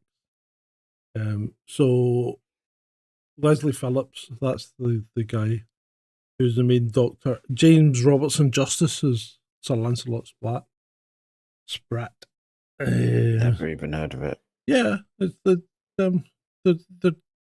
there's a whole series of them, Okay. and you can watch them all for nothing on YouTube. Doctor in the House, Doctor at Sea, Doctor at Large, Doctor in Love, Doctor in Distress, and Doctor in Trouble. I mean, Doctor in the House is Dirk Bogarde and Donald Sundin. Right. I mean, they're all good stuff, and they're funny. They're comedies, but they're all done in the 50s and 60s, so their comedy is off the time. But I like them. They're a good laugh. And then I think the Carry On movies kind of went on from that because they became a bit more outrageous. Oh, right. I've seen Carry On movies. Yeah. So these are kind of almost like the precursor to it. Right. I'm not really into the old black and whitey stuff. Oh, I see things like Basil Rathbone as Sherlock Holmes. I can love it. Love it. Basil Rathbone is Sherlock Holmes. You cannot there isn't a Sherlock Holmes that beats Basil Rathbone. Jeremy Brett. Nope. Basil Rathbone is Sherlock Holmes. Okay. If you haven't watched them, you can watch them but they are old. I love Sherlock Holmes. I haven't actually seen the Basil Rathbone ones. I might go back and watch them. You've got to watch them because they're like 1930s, 1940s.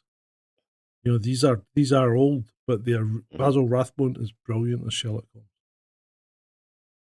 Holmes. So yeah, I'm sure you'd enjoy them. Oh, Nectaridus, we can at least agree on Rathbone.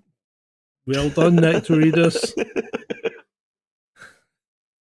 Yeah, so the troll. Well, it's Christmas, so at least you two have found something to agree on. Common ground. Hey, but yeah, no, I mean some of the old movies are brilliant. Well, this is what we need at Christmas: is people to find common ground. Yeah. It's one of the reasons that because I'm not a practicing Christian. I mean, I was raised in those traditions because both of my parents come from. I mean, neither my father is arguably more religious than my mother. Yeah. But at the same time, I think it's part of my culture. It's part of growing up.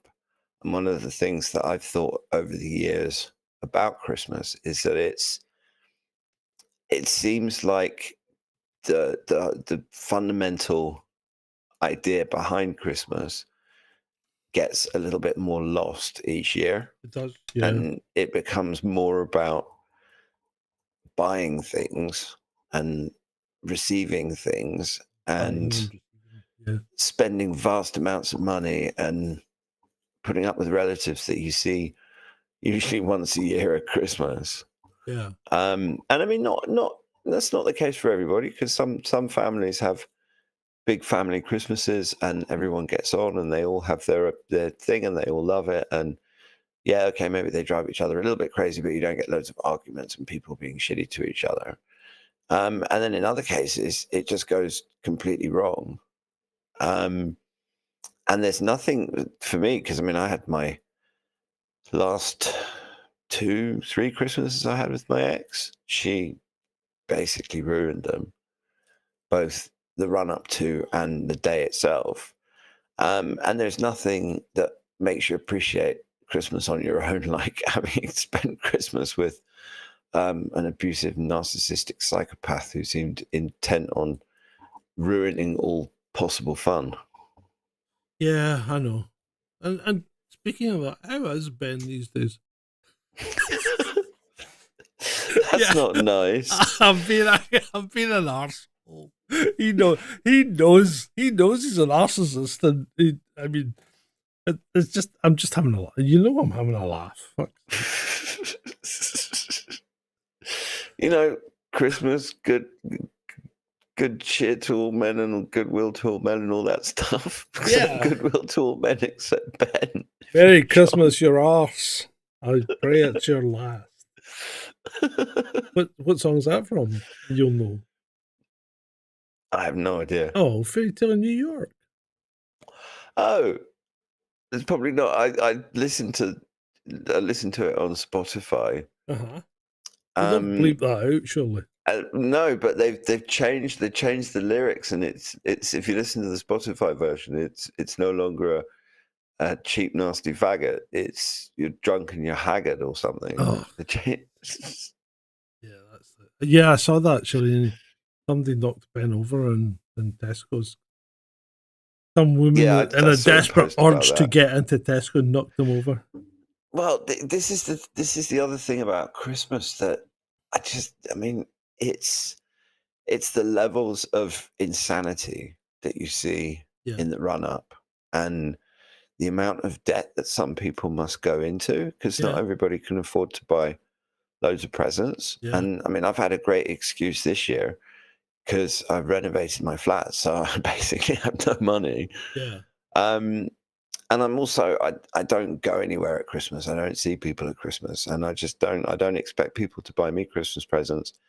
And as a general rule of thumb, I don't buy everybody I know a Christmas present. And that's also partially because of the Dutch aspect, because Tight?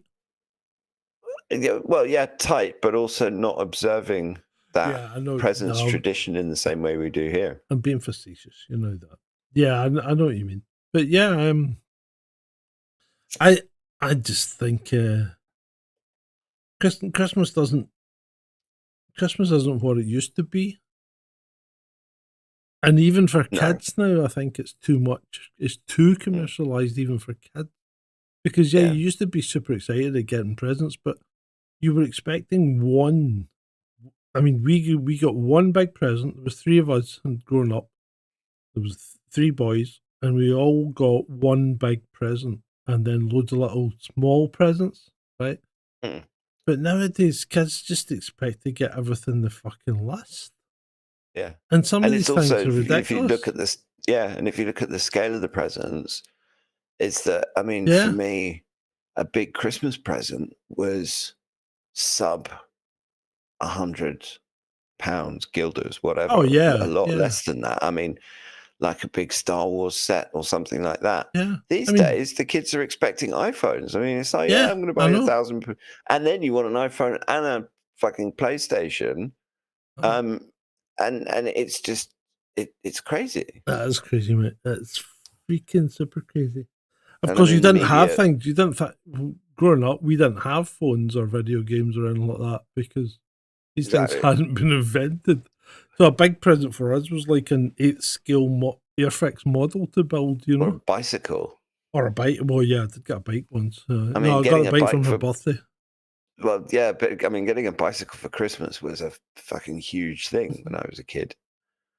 Yeah, And it's just, but it was also because I mean, we when I was little, we had Christmas in Africa most years. I mean, there was 1 or 2 Christmases that we spent in Europe with Yeah. the family. But we had more often than not, we had Christmas in Zambia. And the problem with Christmas in the Southern Hemisphere is that it's not Christmassy at all. no, it's not. But you're also not near family either. Even in the northern hemisphere, getting near the equator, it's not Christmassy. You know, anywhere near the equator, it's just not Christmassy. And certainly below the equator, it's not Christmas. You know. It's like having Christmas in Australia. That must be weird. Like going to the Yeah. beach. I know. That's just Yeah. That's you not. can't have barbecues for Christmas. No. Something so. It's just wrong, isn't it? I It's mean, just- I'd rather it- if I was Australian, which pray God I'm not. if I'd been an Australian, I think I would have to fly to Canada or something for Christmas. You know? Well, I've often been curious about people from the Northern Hemisphere, like Brits who emigrate to Australia. I'm worried about How many Nectaridis. years Do you does think it take? check the Oh. chat? Do you think Nectaridis is having a stroke? No, he's talking Welsh. Oh, which is- that's of which no is kind of the consequence to same me. thing. But yeah, I wonder how long it takes Brits who emigrate to Australia, how long it takes them to get used to summer at Christmas time and having barbecues for Christmas dinner instead of turkey. It's not right. It's just not right. But then I mean, one of the things I find interesting about Europe, particularly, is that we kind of Europe, like the EU, is Mhm. trying to turn Europe into this homogenous whole. But there's no faster way to see cultural differences between European countries than just to look at how they celebrate Christmas. Because almost everybody does it differently. It's like the Germans celebrate look Christmas at differently. The to the Germans and the Dutch, Austrians with that and the Krampus Belgians thing. and the French. That Krampus thing's wild. I love that. That's just mental. Mm. And I mean, these guys are freaking scary, right? They dress up scary. And people take their kids out to see them, you know, because if you're bad, Krampus will get you, you know, and it's like, holy shit, you'd get done for child abuse here. Yeah. You would. Yeah, but it's a fucking good. I mean, maybe this is why Germans are all so quite obedient and do what they're told. Is that they've had years as children of being scared, having scared shitless about the Krampus, and just do what you're told. But I mean, it's if you look at Southern Europe. I mean, some of the Spanish Christmas traditions are very different. Yeah. From what they eat and everything Yeah. else. And again, it's more. Particularly Spain, it always seems much more about food and family than about presents. And obviously, it's always about food and family, though, really, than presents. It really has been commercialized over the last, 50, 70 years. And the problem with the whole presents thing is that it adds so much stress. Because it's like with the Dutch, a traditional Dutch Christmas is, as I said before, on the 5th of December, and they call it Pakjesavond. And we used to do it when I was a kid. And to start with, you have limits on how much you're allowed to spend for each other. Mm-hmm. But you get one present. And there's a whole, the tradition is that you have to wrap the present up. And if it's done, you have the people who take it super seriously. And you'll get this massive box that looks like a washing machine or something, Yeah, or an no. oven. And you'll be opening boxes for the rest of the day. Yeah. Yeah. But each layer you go through, the person giving you the present might have written a little poem to go along with it, which hints at As to what it'll be. yeah. Yeah. And you have to, and it's a whole thing, and it'll take you. You don't just rip the package off the present and go, "Oh, thanks, Mum." You actually have to. It's more of a thing. You have to take your time and appreciate the opening as much as the actual gift itself. And usually, the gift itself is something relatively small and non iPhone like. Yeah. And it's I don't know. I just think it's Christmas must break so many families just financially and emotionally, and then they kind of do it all over again the next year. Yeah. and it's like, I mean, I know people who put money aside every month just to pay for Christmas, and that's great if that's what That's you're your able thing, to though. do. That's your thing. Yeah, but it adds the weight of expectation to so many people as Yeah. well. This is the thing, because not everybody can afford it. Not everybody is so inclined.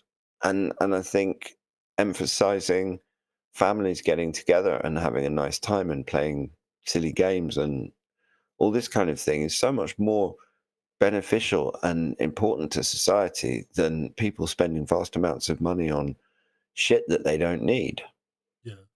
It's like last night I found something out around the dinner table that we hadn't counted on. That actually made me just about expire from laughter. Right. So our 28-year-old son chews quite loudly. He does close his mouth, but his chewing is quite loud, right? And we always said to him, "You sound like Rocky when you're chewing," right?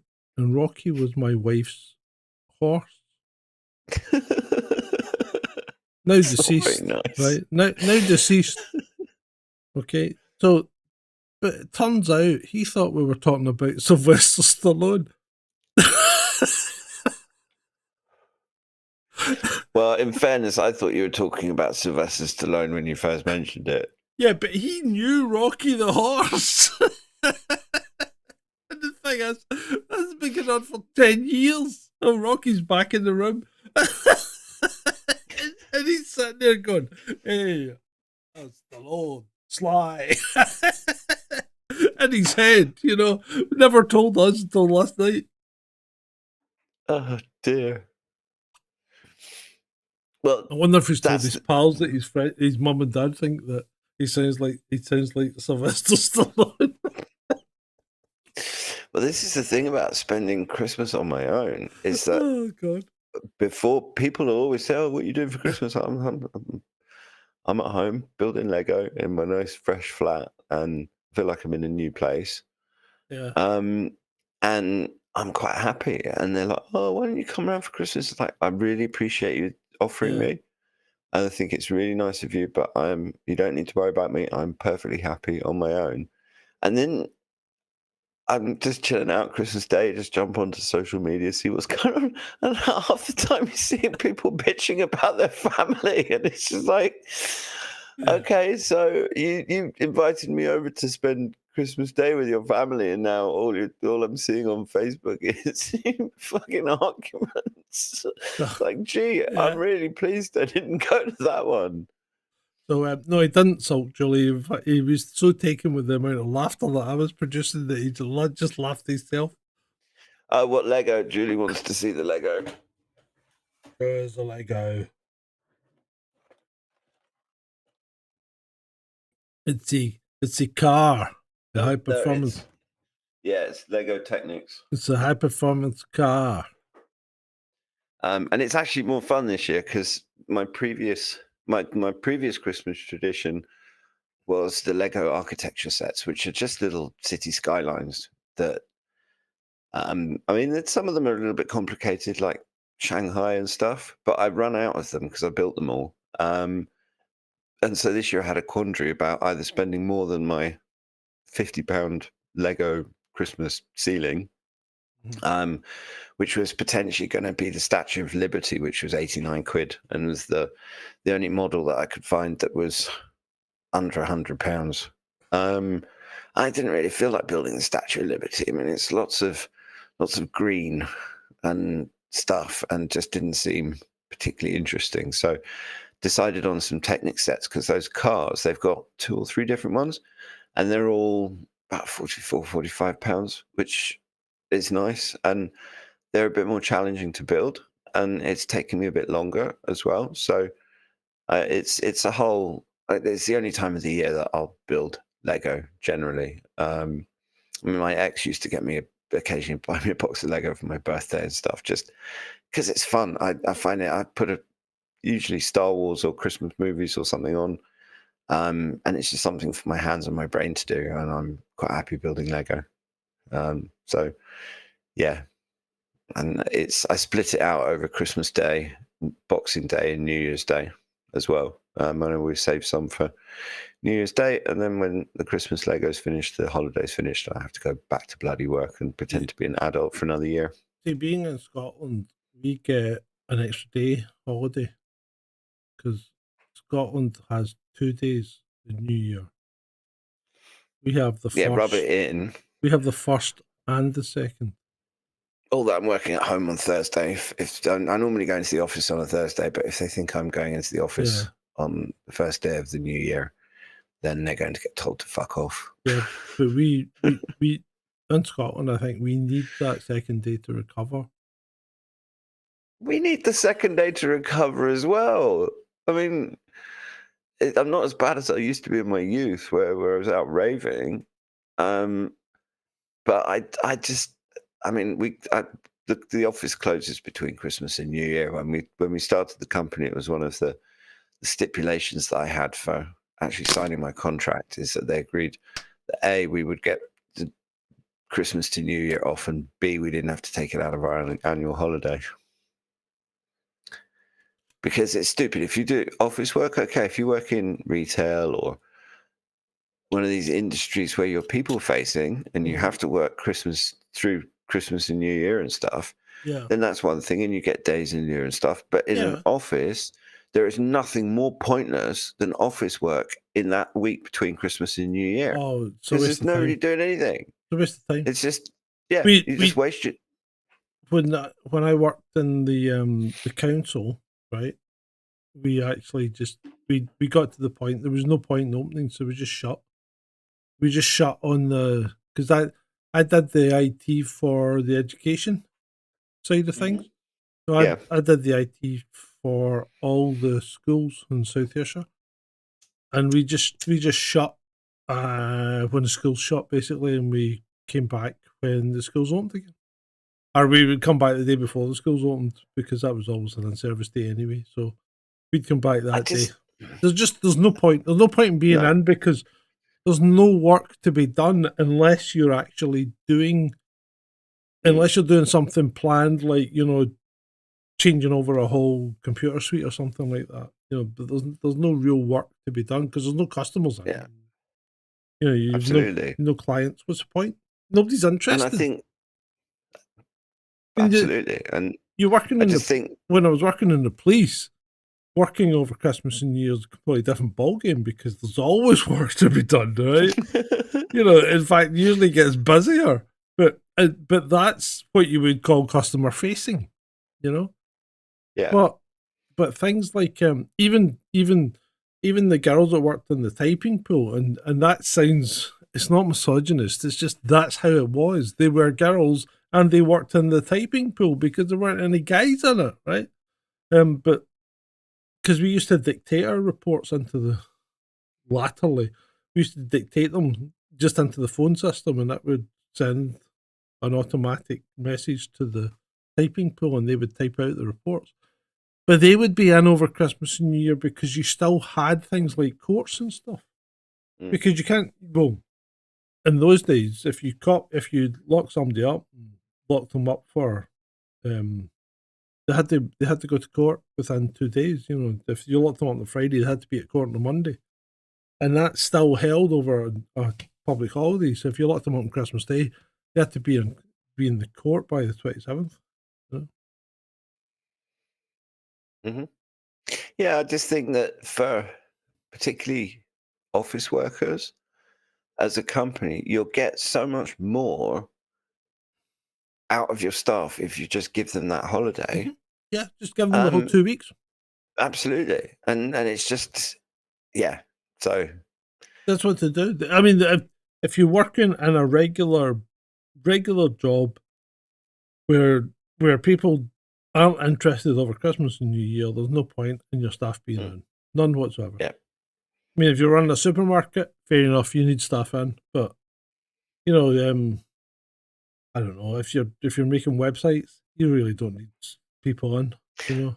Yeah, talking about supermarkets, I would like to just give a shout out to anyone who may or may not be listening who works in retail over Christmas, because whether it's supermarkets or shops or whatever, it must be hell. I couldn't do it. I mean, just the levels of insanity and the quality of customer seems to have deteriorated. And then to cap it all off, you have to listen to the god-awful Christmas music on repeat. And it just begs the question of how many times a person can needs to listen to Santa Baby before they totally lose their fucking mind. Or Mariah Carey. Fucking yeah, the one thing about me being Mariah Carey is you don't need to listen to Mariah riveted. Carey. Right, yeah, I think that's when I was talking about the police shit. But you know, it doesn't really matter. I think we're pretty much done, mate. I don't know about you. What do you think? Yeah, no, I'm done. I'm We've done the Christmas conspiracies, and I'm knackered too. I'm tired. It's amazing how tiring doing nothing is. Well, not. Are we doing a show tomorrow? No. I'm not sure. Possibly not, because I might be going up to London. Okay. But I can let you know tomorrow, because I'm not 100% sure if I'm let going me up to know. London today or tomorrow. Let me know what you're doing, and I can make myself available if you are. Sure. But other than that, it's been great for you guys. Merry Christmas. Merry Christmas.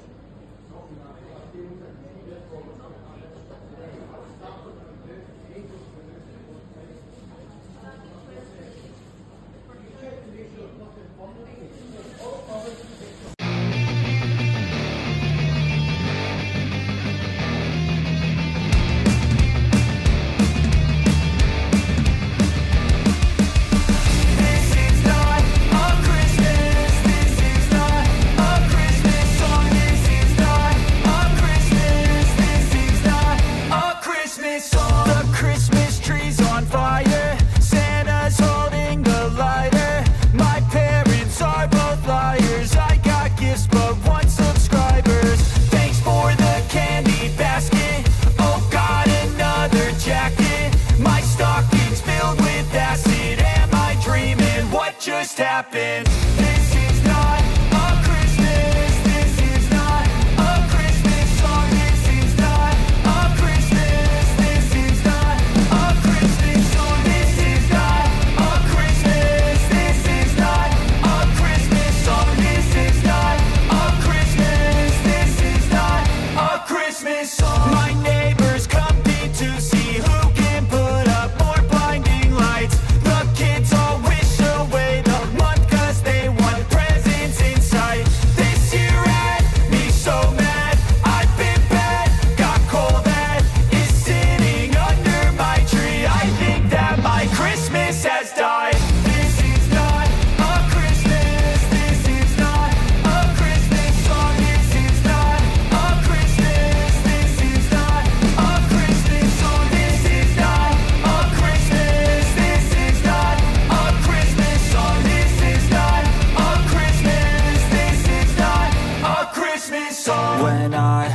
just a boy. Christmas brought so much joy. Couldn't wait for the presents and laughter.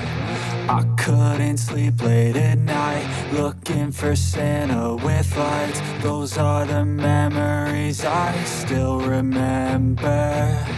Then I became a man, lost sight of who I am, but right in front of me was the answer.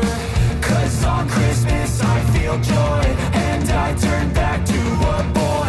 The answer is to stay young forever. This is not a Christmas, this is not a Christmas song, this is not a Christmas, this is not a Christmas song, this is not a Christmas, this is not a Christmas song, this is not a Christmas, this is not a Christmas song.